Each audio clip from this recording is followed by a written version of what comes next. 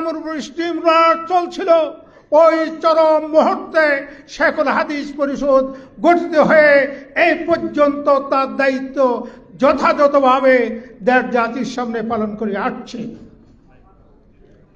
আলহামদুলিল্লাহ, যেই চার সুনামধন্য ব্যক্তিত্বের আলোচনা আজকে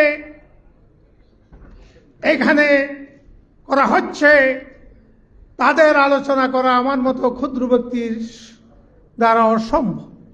কিন্তু তারা সকলেই শেখুল হাদিস ছিলেন। আমাদের পরিষদের নামও শেখুল হাদিস। আর শেখুল হাদিস এটা একটা আলেমদের একটা পরিভাষা, শিক্ষার একটা পরিভাষা।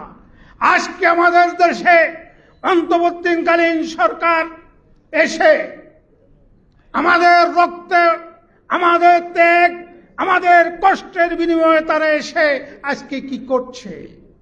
তারা আজকে দেখা যাচ্ছে ইসলামী শিক্ষাকে, ধর্মীয় শিক্ষাকে তারা বিরুদ্ধে অবস্থান নিয়েছে। তারা বাংলাদেশের সকল স্কুলের মধ্যে গান বাদ্যের শিক্ষক নিয়োগ করছে, ধর্মীয় শিক্ষক নিয়োগ করছে না।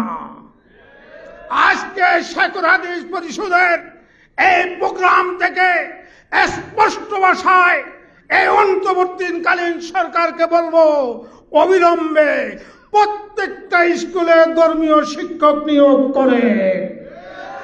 অন্যথায় এই দেশের আলেমরা 13 রক্ত দিয়েছে, 21 দিয়েছে, 24 দিয়েছে, আর রক্ত দিবে না।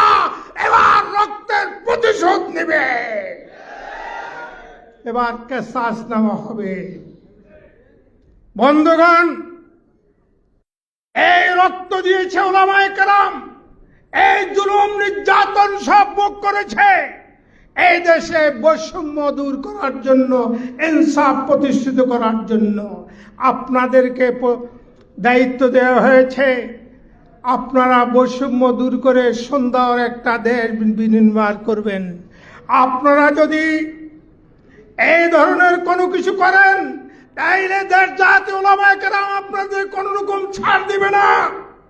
পরিশেষে বলতে চাই, মানবাধিকার কমিশনের নামে যে কমিশন আপনারা বাংলাদেশে করেছেন, অবিলম্বে এই কমিশনকে এই দেশ থেকে দূরে সরাই দেন, এর থেকে দূরে সরে যান। আর না হলে মানবাধিকার কমিশনের নামে কোন কাজ ওই জাতিসংঘের মাধ্যমে আমাদের এই দেশে কোন মুসলমান, কোন হেফাজতের কোন নেতা কর্মী এবং শেখুল হাদিস পরিষদের কোন ব্যক্তি এটা গ্রহণ করবে না। এবং শেষ কথা বলছি, 4 ব্যক্তির মধ্যে সর্বশেষ মাওলানা নুরুল ইসলাম জিহাদি। মাওলানা ইসলাম জিহাদির নামের সাথে নুরুল ইসলাম বললে নুরুল ইসলাম খতমে নবুয়তের নুরুল ইসলাম, ওই নুরুল ইসলাম সাহেবের সাথে সেম্বা মুসাম্মা হয়ে গেছে খতমে নবুয়ত। ওই খতমে নবুয়ত আল্লাহর রসুলের জাতের, আল্লাহর রসুল জাতির সত্তা হেফাজতের জন্য এই খতমে নবুয়ত, এই খতমে নবুয়তের আগামী 15 নভেম্বর ঐতিহাসিক সরওয়ার্দী উদ্যানে মহা সম্মেলনকে সফল করার জন্য সকলের প্রতি উদাত্ত আহ্বান জানিয়ে আমার সংক্ষিপ্ত বক্তব্য শেষ করছি। আসসালামু আলাইকুম।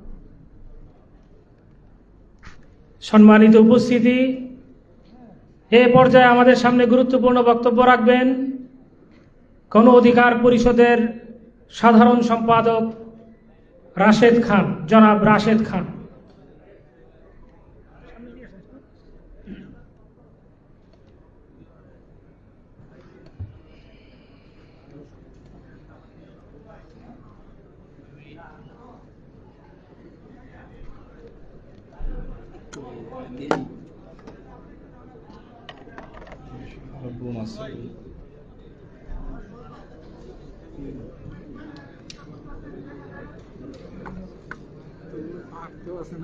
এদিকে দেন, এদিকে দেন।